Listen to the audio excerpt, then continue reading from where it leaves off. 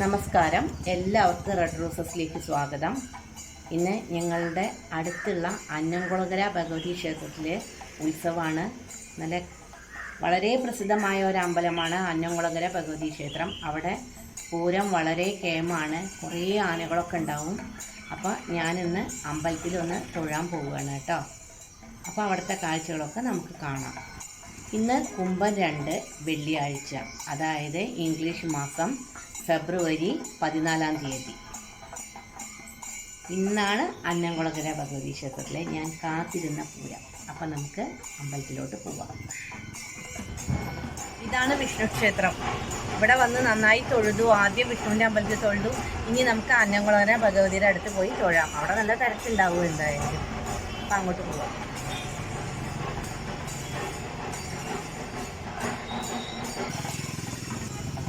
അന്നംകുളങ്ങര ഭഗവതി ക്ഷേത്രം സ്ഥിതി ചെയ്യുന്നത് കുന്നംകുളത്ത് കാണിപ്പയ്യൂരാണ്. ഏതാണ്ട് 200 വർഷം പഴക്കമുള്ളതാണ് ഈ ക്ഷേത്രം. ഒരു സമയത്ത് അവിടെ താമസിക്കുന്ന ഒരു കുടുംബത്തിലെ ഒരു പെൺകുട്ടി തൻ്റെ ചെറുപ്പകാലത്ത് അസാധാരണമായ പെരുമാറ്റം കാണിച്ചു തുടങ്ങി. ഇത് കണ്ട നാട്ടുകാർക്കെല്ലാം ആശ്ചര്യവും ഭയവും തോന്നി.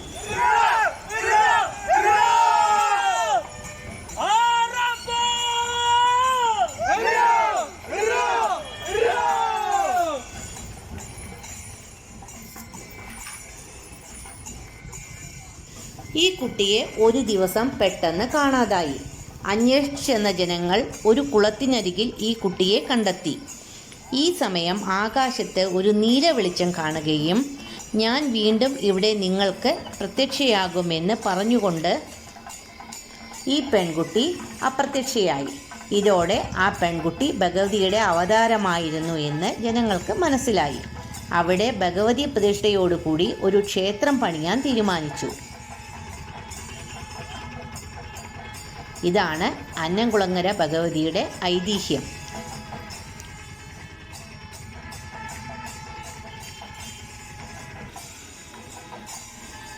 ഈ ക്ഷേത്രത്തിലെ പ്രതിഷ്ഠ സ്വയംഭൂവായ ദുർഗാദേവിയാണ്.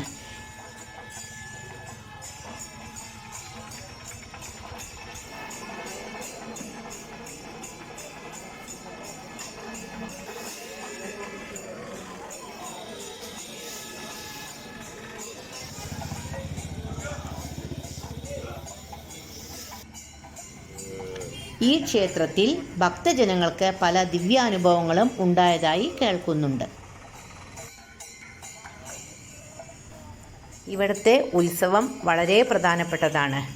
എല്ലാ കൊല്ലവും ധാരാളം ആനകൾ പങ്കെടുക്കുന്ന ഉത്സവമാണ് ഇവിടെ ഉണ്ടാവാറുള്ളത്.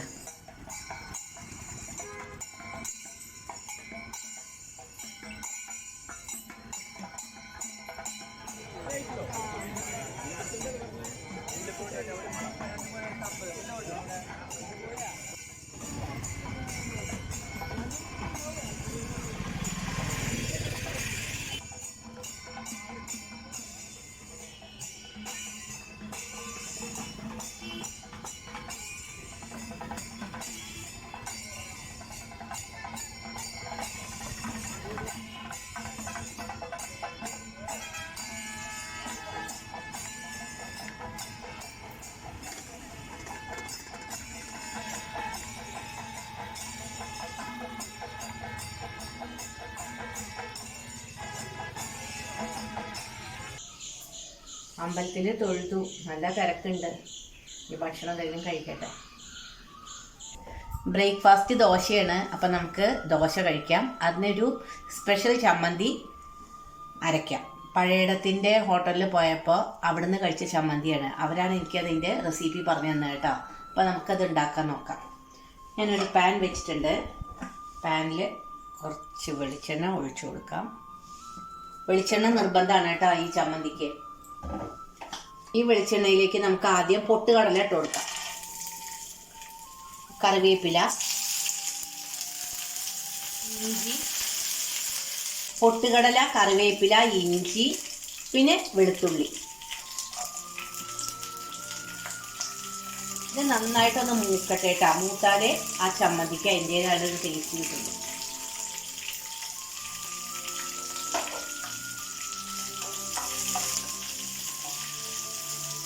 നന്നായിട്ടൊന്ന് ഫ്രൈ ചെയ്തെടുക്കാം.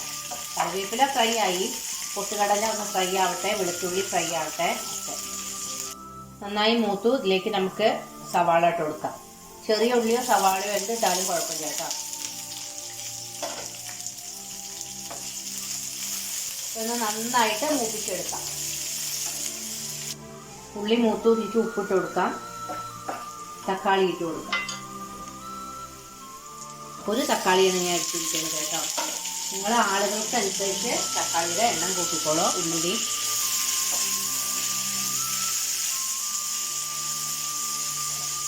തക്കാളി നന്നായിട്ട് ഒന്ന് പച്ചമണം മാറുന്ന വരെ ഇളക്കി കൊടുക്കണം. ഈ പച്ചമുളക് ചേർക്കരുത്, ഓൺലി മുളക് പൊടി. ഇതിലേക്ക് നമുക്ക് 1 ടീസ്പൂൺ മുളക് പൊടി ഇട്ട് കൊടുക്കാം കേട്ടോ. ഒന്നിങ്ങനെ ചെറുതായി ചൂടാക്കി വിടും, അല്ലെങ്കിൽ കരിഞ്ഞു പോവും. ഞാൻ ഓഫ് ചെയ്യണം. തണുത്തതിന് ശേഷം അത് അരച്ചെടുക്കാം. നല്ലോണം മുളക് പൊടി ചൂടാക്കിയാലേ അത് പെട്ടെന്ന് കരിഞ്ഞു പോവും. അപ്പോൾ നല്ല കരിഞ്ഞ ടേസ്റ്റാണ് ചമ്മന്തിക്ക് ഉണ്ടാവുക.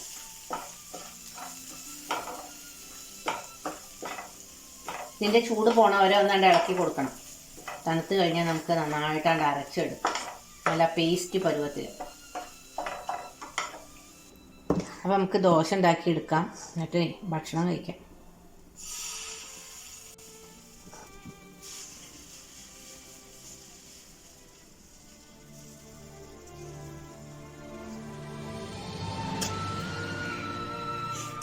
നല്ല അടിപൊളി നെയ് റോസ്റ്റ്.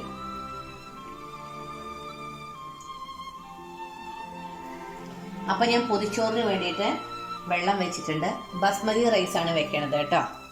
അപ്പം അതിൻ്റെ വെള്ളം തിളച്ചിട്ട് വേഗം നമുക്ക് ചോറ് വെച്ചെടുക്കാം. നമുക്ക് ദോശയുടെ മറിച്ചിട്ട് കൊടുക്കാം.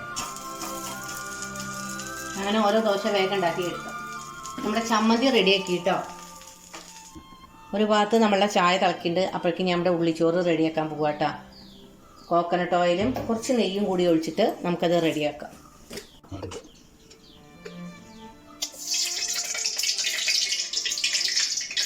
നെയ്യ് മതി കേട്ടോ, 2 സ്പൂൺ നെയ്യ് മതി. ഇത് മെൽറ്റായി കഴിഞ്ഞാൽ നമുക്ക് ഉള്ളിയും കുറച്ച് ഉപ്പും കൂടി ഇട്ട് കൊടുക്കാം. അപ്പോൾ അത് പെട്ടെന്നാവും.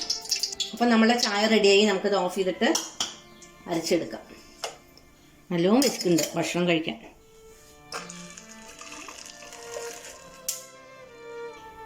നെയ്യ് മെൽറ്റായി. അതിലേക്ക് നമുക്ക് ഉള്ളിയിട്ട് കൊടുക്കാം. സവാള എന്നിട്ടാണ് എടുത്തിരിക്കുന്നത്. നന്നായി വഴറ്റി കൊടുക്കാം. എനിക്ക് കുറച്ച് ഉപ്പ് ഇട്ട് കൊടുക്കാം.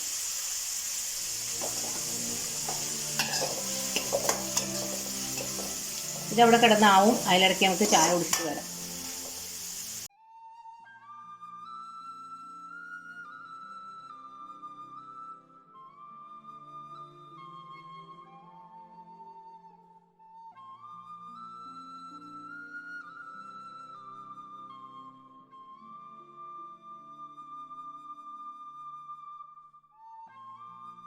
ഉള്ളി നല്ല ക്രിസ്പിയായി. അതിലേക്ക് നമുക്ക് ഈ ചോറ് ഇട്ട് കൊടുക്കാം.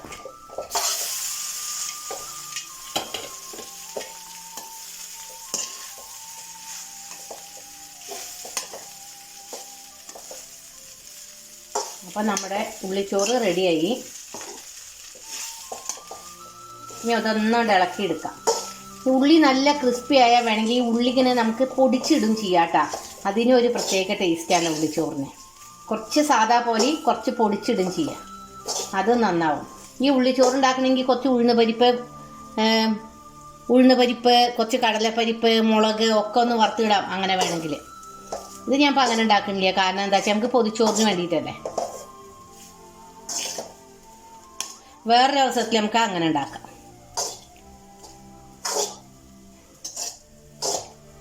അപ്പോൾ ഇതിവിടെ നമുക്കൊരു കാസറോളിലേക്ക് ആക്കി വെക്കാം. ഉള്ളിച്ചോറ് നമ്മൾ ഉണ്ടാക്കി. ഇനി നമുക്ക് ചെമ്മീൻ ചമ്മന്തി ഉണ്ടാക്കാം. മാങ്ങയൊക്കെ ഇട്ടിട്ട് നന്നായിട്ട് കഴുകി വെച്ച ചെമ്മീനാണത് കേട്ടോ, ഊറ്റി വെച്ചാണ്. ഇത് ആദ്യം ഒന്ന് വറുത്തെടുക്കാം. വളരെ സിമ്പിളാണ് കേട്ടോ.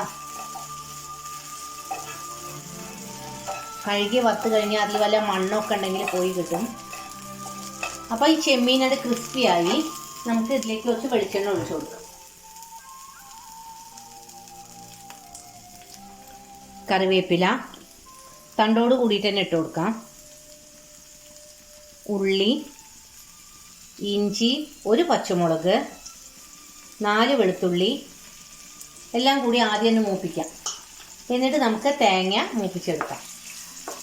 ഉള്ളി മൂക്കുമ്പോൾ എന്ത് നല്ല മണമെന്നറിയാം. ഇതിലേക്ക് നമുക്ക് ഉപ്പിട്ട് കൊടുക്കാം. തേങ്ങ, മാങ്ങ ലാസ്റ്റ് ഇട്ടാൽ മതി, ഒന്ന് ചെറുതായി വാടിയാൽ മതി. പുളി ചേർക്കേണ്ട ആവശ്യമില്ല കേട്ടോ, മാങ്ങ നല്ല പുളിയുള്ളതാണ്. തേങ്ങ ഒന്ന് വറുത്തെടുക്കണം. ഇങ്ങനെ ഒന്ന് ചെമ്മീൻ ചമ്മന്തി അരച്ച് വെക്കൂട്ടോ നിങ്ങൾ.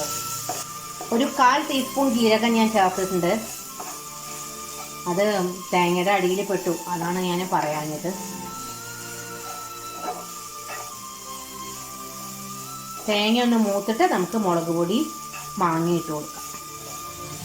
ഒരു ഇടത്തരം മാങ്ങയാണ് ഞാൻ ഇട്ടിരിക്കുന്നത് കേട്ടോ. ഇതിലേക്ക് ഞാൻ ഒരു 1.5 ടീസ്പൂൺ മുളക് പൊടി ഇട്ട് കൊടുത്തിട്ടുണ്ട്. ഇത് ഒന്നും കൂടി ഇളക്കിയതിന് ശേഷം തണുത്തതിന് ശേഷം നമുക്ക് അരക്കാം കേട്ടോ. അതാ ഇത്ര ആയാൽ മതി മാങ്ങ. മുളക് പൊടി ചൂടായി, ഇനി നമുക്ക് ഓഫ് ചെയ്യാം. ഇത് തണുത്തതിന് ശേഷം അരച്ച് നിങ്ങൾക്ക് കാണിച്ചു തരാം. അപ്പോൾ ചെമ്മീൻ ചമ്മന്തി ഇവിടെ റെഡി ആയിട്ടുണ്ട്. ഇത് നമുക്ക് അടച്ചു വെച്ചിട്ട് ഇത് നമുക്ക് മേശപ്പുറത്ത് കൊണ്ടുവയ്ക്കാം കേട്ടോ. അടുത്ത ഐറ്റം ചെമ്മീനാണ്. വലിയ ചെമ്മീൻ കിട്ടിയിട്ടുണ്ട്. ഒരു 1/4 കിലോ മേലെ ചെമ്മീനുണ്ട്. അത് നമുക്കൊന്ന് ചെറുതായിട്ട് റോസ്റ്റ് ചെയ്തെടുക്കാം. 2 ആൾക്ക് ഞങ്ങൾക്കത് ധാരാളമാണ്. വെളിച്ചെണ്ണ ഒഴിച്ചു, ഉണക്കമുളക് ഇട്ട് കൊടുക്കാം, കുറച്ച് കടുക് ഇടാം. അപ്പോൾ നമ്മളുടെ കടുക് പൊട്ടി അതിലേക്ക് കറിവേപ്പില, വെളുത്തുള്ളി, പച്ചമുളക്, ഇഞ്ചി ധാരാളം ഇട്ടിട്ട് നന്നായിട്ടൊന്ന് മൂപ്പിച്ചെടുക്കാം. ഇത് എല്ലാ പ്രാവശ്യവും നമ്മൾ ഉണ്ടാക്കണ പോലെ തന്നെ. ഉപ്പ്, മഞ്ഞൾപ്പൊടി ഇത് മൂപ്പിച്ചെടുത്തിട്ട് അതിലേക്ക് നമുക്ക് സവാള ഇട്ട് കൊടുക്കാം. ഇത്ര സവാളയെ വേണ്ടി കേട്ടോ, 2 സവാളയാണത്. കുറച്ചല്ലേ നമ്മുടെ ചെമ്മീനുള്ളൂ, വലിയ ചെമ്മീനാട്ടാ. ഇനി ഇതൊന്ന് നന്നായിട്ട് മൂക്കട്ടെ. അപ്പം നമുക്ക് തക്കാളി, മല്ലി, മുളക്, ഗരം മസാല ഒക്കെ ഇട്ട് കൊടുക്കാം. ഇത് മൂത്ത് തക്കാളി ഇടാം. ഇതിൽ ഞാൻ 3 തക്കാളിയാണ് ഇപ്പോൾ ഇട്ടിരിക്കുന്നത് കേട്ടോ. നല്ല പുളിയുള്ള തക്കാളിയാണ്, നാടൻ തക്കാളിയാണ്. അപ്പോൾ പുളി ചേർക്കുന്നില്ലല്ലോ നമ്മൾ. അപ്പോൾ നല്ല പുളിരസമുള്ള തക്കാളി ആകുമ്പോൾ നല്ല ടേസ്റ്റാണ്. ഇത് നന്നായി ഒന്ന് വാടട്ടെ. അപ്പോൾ ഉള്ളിയും തക്കാളിയൊക്കെ നന്നായിട്ട് മേശായി. ഇതിലേക്ക് നമുക്ക് ഈ പൊടികൾ 2 ടീസ്പൂൺ മല്ലിപ്പൊടി, 1/4 ടീസ്പൂൺ കുരുമുളക് പൊടി, 1.5 ടീസ്പൂൺ മുളക് പൊടി, 1/2 ടീസ്പൂൺ ഗരം മസാല എല്ലാം കൂടി ഇട്ട് കൊടുക്കാം. ഇതിലേക്ക് നമുക്ക് ഈ ചെമ്മീനും കൊണ്ട് ഇട്ട് കൊടുക്കാം. ചെമ്മീന് നല്ല വേവുണ്ടല്ലോ, നമുക്ക് കുറച്ചും കൂടി വെള്ളം ഒഴിക്കാം കേട്ടോ. വെള്ളം ഒഴിച്ചാൽ ഈ മസാലയൊക്കെ നന്നായിട്ട് വെന്ത് കിട്ടുള്ളൂ. റോസ്റ്റ് ചെയ്താണെങ്കിലും മസാല വെന്ത് കിട്ടണം. ഇനി നമുക്ക് അടച്ച് വെച്ച് ഇത് അപ്പോൾ നമ്മളുടെ ചെമ്മീൻ റോസ്റ്റ് ഇവിടെ ഏതാണ്ട് റെഡി ആയിട്ടിരിക്കുന്നു. അറ്റ് ദ സെയിം ടൈം നമുക്ക് ഒരു നല്ല ഓംലെറ്റ് ഉണ്ടാക്കിയെടുക്കാം. കുറച്ച് നെയ്യ് ഒഴിക്കാം കേട്ടോ. നെയ്യ് എനിക്ക് എല്ലാത്തിനും ഇവിടെ മസ്റ്റാണ്. മുട്ട, മല്ലിയില, പച്ചമുളക്, പിന്നെ ഉള്ളി ഒക്കെ ചെറുതായി അരിഞ്ഞത്, അതിൽ കുറച്ച് കുരുമുളക് പൊടിയും ഉപ്പും ചേർത്ത് നന്നായിട്ട് ബീറ്റ് ചെയ്താണ്. ഇത് നമുക്ക് ഒഴിച്ചു കൊടുക്കാം. അപ്പോൾ നമ്മുടെ ചെമ്മീൻ റോസ്റ്റ് ഇവിടെ ആയിക്കൊണ്ടിരിക്കുന്നു. നമ്മളുടെ ഓംലെറ്റ് ഇവിടെ റെഡിയായി. ഇതിൻ്റെ ഗ്രേവി ഒന്ന് തിക്കാവട്ടെ. പയറും കായും കൂടിയിട്ട് മെഴുക്കുവരട്ടി നമുക്ക് ഉണ്ടാക്കാം. വെളിച്ചെണ്ണ ഒഴിച്ചിട്ട് വെളിച്ചെണ്ണ മൂത്ത് വയ്ക്കാൻ നമുക്ക് കടുക് ഇട്ട് കൊടുക്കാം. ഉണക്കമുളക്, പച്ചമുളക്, വെളുത്തുള്ളി, കറിവേപ്പില ഇളക്കി കൊടുക്കാം. ഇതിലേക്ക് നമുക്ക് ചുമന്ന ഉള്ളി ഇട്ട് കൊടുക്കാം. ചെറിയ ഉള്ളിയാണ് ഏറ്റവും നല്ലത് കേട്ടോ. ചെറിയ ഉള്ളി ഇപ്പോൾ നന്നാക്കാൻ സമയമില്ലാത്ത കാരണമാണ് ഞാൻ സവാള ഇട്ട് കൊടുക്കുന്നത്. നോക്കാൻ വേണ്ടി ഉപ്പ്, മഞ്ഞൾപ്പൊടി നമ്മുടെ റെഡിയാക്കി വെച്ചിട്ടുണ്ടായിരുന്നു. 1/2 ടീസ്പൂണേ ഉള്ളൂ കേട്ടോ, അത്ര മതി. ഇത് നന്നായി മൂത്തു. നമുക്കിതിലേക്ക് കായയും പയറും ഇട്ട് കൊടുക്കാം. ഇത് ഇട്ടിട്ട് ഒന്നാണ്ട് ഇളക്കി കൊടുക്കാം കേട്ടോ. എന്നിട്ട് നമുക്ക് വെള്ളം ഒഴിച്ചാൽ മതി, ആവശ്യത്തിന് വെള്ളം ഒഴിച്ചാൽ മതി.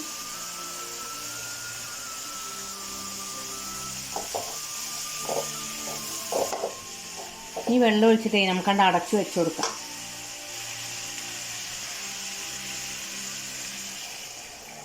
നമുക്കിത് അടച്ച് വെച്ച് അങ്ങോട്ട് വേവിക്കാം, പെട്ടെന്നായി കിട്ടും.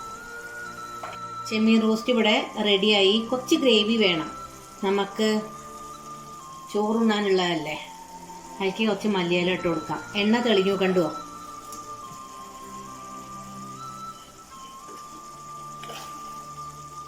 ഇനി നമുക്കിതിവിടെ അടച്ചു വയ്ക്കാം. ആദ്യം 2 ഉണക്കമുളക് നമുക്ക് വറുത്തെടുക്കാം കേട്ടോ. ഈ പപ്പടം കാച്ചെടുക്കാം.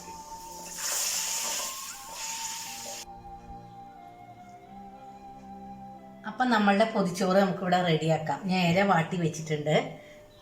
ഉള്ളിച്ചോറ്, ചെമ്മീൻ ചമ്മന്തി, ചെമ്മീനും മാങ്ങിയിട്ട ചമ്മന്തിയാണ്, വെളുത്തുള്ളി അച്ചാറ്, ഓംലെറ്റ്, ചെമ്മീൻ റോസ്റ്റ് ചെയ്തത്, കായും പയറും മെഴുക്കുവരട്ടി, മുളക് വറുത്തത്, പപ്പടം.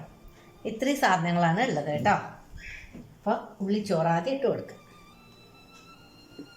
ഈ ഇല വാട്ടിയിൽ ഈ ചോറും ചമ്മന്തിയും ഒക്കെ കൂടി ഇട്ടിട്ട് അത് മടക്കി വെച്ച് കുറച്ച് കഴിഞ്ഞ് തുറന്ന് കഴിഞ്ഞാൽ ആഹാ, ഒരു പ്രത്യേക മണമാണ്. ഇത്ര ചോറ് മതി, ഇത്ര ചോറല്ലേ ഇപ്പോൾ എല്ലാവരും കഴിക്കുള്ളൂ. ഇനി നമുക്ക് ചെമ്മീൻ റോസ്റ്റ് കുറച്ച് മതി, കായ പയർ മെഴുക്കുവരട്ടി,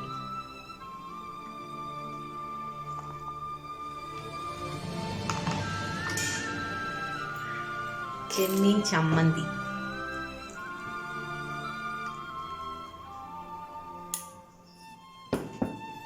വെളുത്തുള്ളി അച്ചാർ,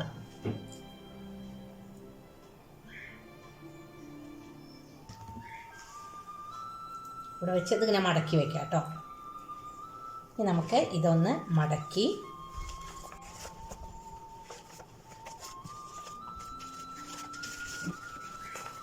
ഇങ്ങനെ മടക്കിയതിന് ശേഷം പേപ്പർ കൊണ്ട് പൊതിയാം. അപ്പോൾ ഈ ചൂടത്ത് ഇതിങ്ങനെ ഇരിക്കും. കുറച്ച് കഴിഞ്ഞ് നമുക്ക് ഇത് ഓപ്പൺ ചെയ്യാം കേട്ടോ.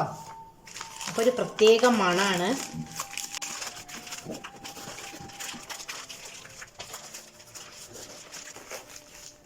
ഇനി ഒരു റബ്ബർ ബാൻഡ് ഇട്ടിട്ട് ഇത് ഓപ്പൺ ചെയ്യാം. ഇനി തിരിച്ചു വെച്ചാലും മതി. പപ്പടം ഞാൻ ഇപ്പോൾ വെക്കണില്ല, പപ്പടം ആകെ വെച്ച് കഴിഞ്ഞാൽ നാശമാവും. ഉണ്ണണ നേരത്ത് നമുക്ക് പപ്പടം എടുക്കാം, ഉണക്കമുളകും ഒപ്പം എടുക്കാം. ഇതൊന്ന് നിങ്ങൾ ട്രൈ ചെയ്ത് നോക്കൂ, നല്ല ടേസ്റ്റാണ്. ഒരു അരമണിക്കൂറിന് ശേഷം നമുക്കത് ഓപ്പൺ ചെയ്ത് കഴിക്കാം. അപ്പം നമ്മുടെ പൊതിച്ചോറ് തുറക്കാം. ഇത് കഴിക്കാൻ തിരക്കായിരിക്കും.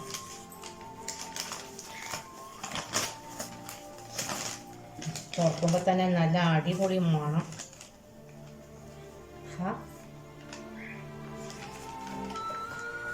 കണ്ടോ? ഇത് നമുക്ക് പപ്പടം വെക്കാം. പപ്പടം പൊതിച്ചോറുണ്ടാക്കുമ്പോൾ സെപ്പറേറ്റ് കവറിലായിട്ടാണ് വെക്കേണ്ടത്. ഉണക്കമുളക്, ആ വാഴയില വാട്ടിയുള്ള ഒരു മണം ഉണ്ടല്ലോ, അതുക്കും മേലെയാണ്, വിചാരിക്കാൻ പറ്റില്ല, അത്രയും നല്ലതാണ്. കഴിച്ചു നോക്കട്ടെ.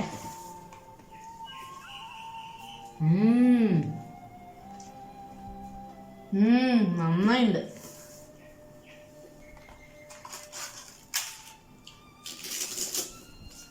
ഇതിനു മുമ്പ് ഞാൻ ഒരു പൊതിച്ചോറ് ഉണ്ടാക്കിയിട്ടുണ്ട്. അതൊരു 1.5-2 വർഷത്തിന് മേലെയാണ്. അന്ന് എനിക്ക് നല്ല അഭിപ്രായം കിട്ടിയത്.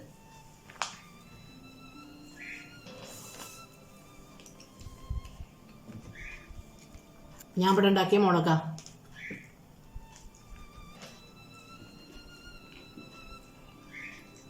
പൊതിച്ചോറിന് ബസ്മതി അരിയാണെങ്കിൽ ഒരു പ്രത്യേക ടേസ്റ്റാണ്, അല്ലെങ്കിൽ പൊന്നി അരിയില്ല, അത് നന്നാവും. പിന്നെ അധികം വേവരുത് അരി, നമ്മൾ പാകത്തിനുള്ള വേവിന് എടുക്കണം.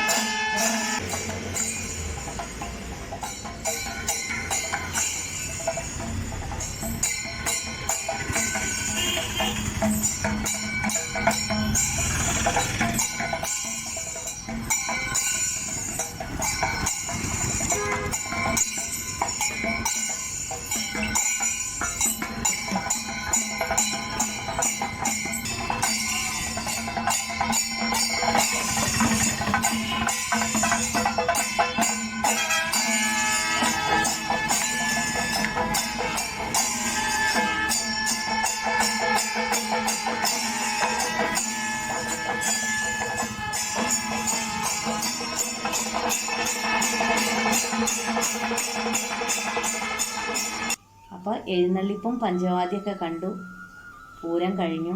ഇന്നത്തെ ദിവസം ഇങ്ങനെ അങ്ങോട്ട് കഴിഞ്ഞു. അന്നംകുളങ്ങര ഭഗവതി ക്ഷേത്രത്തിൻ്റെ പൂരത്തിൻ്റെ കാഴ്ചകളും ഐതിഹ്യവും അതുപോലെ തന്നെ എൻ്റെ പൊതിച്ചോറും ഒക്കെ നിങ്ങൾക്ക് ഇഷ്ടപ്പെട്ടു എന്ന് കരുതുന്നു. എൻ്റെ വീഡിയോ ഇഷ്ടപ്പെടുകയാണെങ്കിൽ നിങ്ങൾ ലൈക്കും ഷെയറും ചെയ്ത് എന്നെ പ്രോത്സാഹിപ്പിക്കണം.